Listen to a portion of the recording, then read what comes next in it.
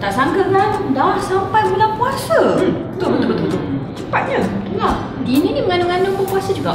Itulah Tini cuba puasa sebab masa Tini dengan Kasih dulu pun Tini tak berapa confident, tapi Tini dah buat banyak research, Tini baca kat internet, tanya doktor, dan doktor pun cakap mereka dah buat kajian antara wanita hamil yang puasa dan tak berpuasa tak ada bezanya. Tetapi ikut kelaratan. Dan kalau rasa macam memudaratkan bayi, tak apa, boleh tak puasa. Tapi Tini nak cuba juga. Tapi kalau anda yang hamil ingin berpuasa, pastikan anda kena sahur. Jangan skip sahur.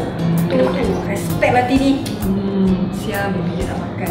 Okey, sahur tadi banyak yang makan? Makan banyak? Banyak. Bagus. Saya walaupun tak berpuasa sekarang, tapi pernah beberapa kali saya puasa lah dahulu.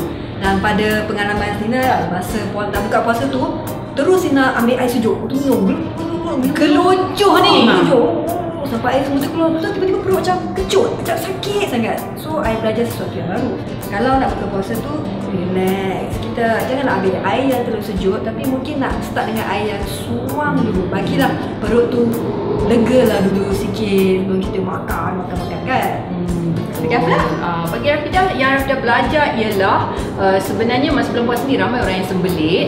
Sebab diorang bila buka puasa je nak makan daging, nak makan ikan, nak makan ayam semua. Tapi sayur dengan buah memang dikurangkan. Jadi sepatutnya ni tak berlaku lah. Bagi Rafidah, tiap-tiap hari mesti makan at least sebiji buah. Supaya sistem kita tak ada berkecil-kecil. Atau minum jus buah pun boleh kan?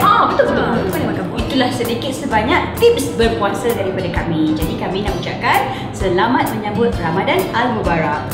Respect badan anda. Relax bila buka puasa. Dan jangan puasa kan yuk. Dan respon dengan makan benda-benda yang sepatutnya.